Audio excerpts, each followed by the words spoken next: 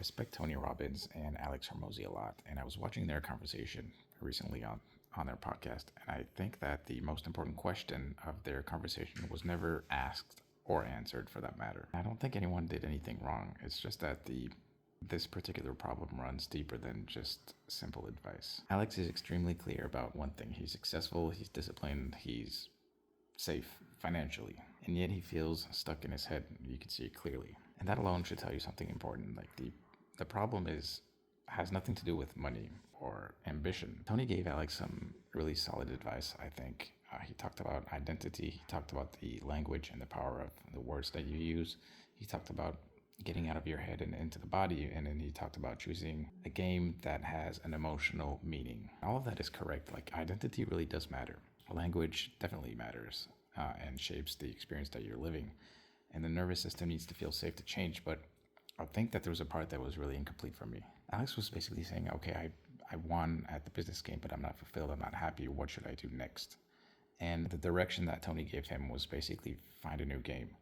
So shift towards philanthropy and choose a project that you emotionally care about. So that advice helps you move forward, but it doesn't really answer the deeper question that Alex is actually living inside. Because the issue isn't really which game Alex is playing. The issue is why he learned to play that game in the first place. Alex said something extremely revealing about mid-interview. He was like basically saying that he openly struggles with the idea of leaning into emotion because his analytical thinking was what made him successful in the first place.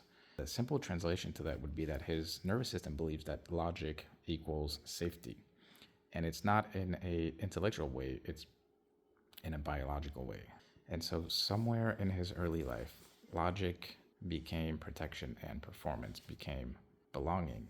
And when something saves your life once, your nervous system refuses to let it go later. This is where the deeper question for me was waiting to be asked. It is not what should I do next, but who did I have to become in order to survive? And more importantly, why am I still being that person when survival is no longer the problem? I think that without answering this question, a new game is just the same identity in a different arena. Business can become philanthropy. Revenue can become impact. That's fine. Success can become meaning. But it's like putting on a different costume, but you don't really change the driver.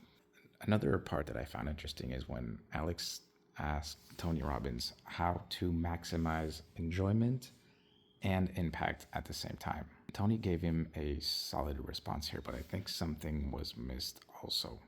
The moment enjoyment is tied to impact, enjoyment becomes conditional, and so the impact depends on results. And results depend on time, they depend on outcomes and other people. What actually frees someone like Alex, in my opinion, isn't choosing a bigger or more meaningful mission. It is dismantling the belief that if I stopped optimizing today, I would lose myself. Or even worse, if I enjoy myself, I become weak.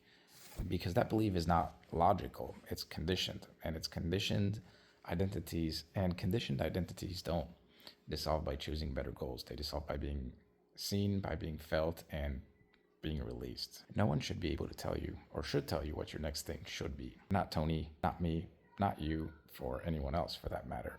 And I don't think that's a limitation, that's the whole point. Tony wasn't wrong when he said that identity matters, words matter, emotion matters, enjoyment matters. It's all true. But the moment someone tries to choose the next game, they are already operating one layer too shallow. Alex's question was never, what should I play next? I think it was, who am I when survival is no longer the organizing principle of my life? And that question cannot be answered externally.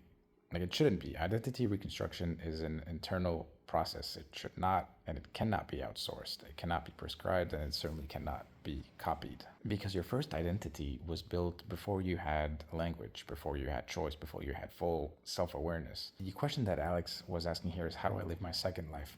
The second life is chosen. The second life answers, what is actually true for me right now? Like, you don't find the right goal. You dismantle the identity that needed goals to feel okay in the first place. You stop asking, like, what should I do with my life? But you start asking questions like, what feels true to move toward right now? When fear stops running the system, decisions really do simplify, and energy consolidates, and action becomes quieter, consistency becomes more natural. No one can tell you what your next thing should be, and I don't think that's a fault of coaching. That is the design of being human. And so the real work is this: to understand who you became in order to survive, let go of what no longer fits, and build a second life on truth instead of fear. And everything after that kind of falls into place.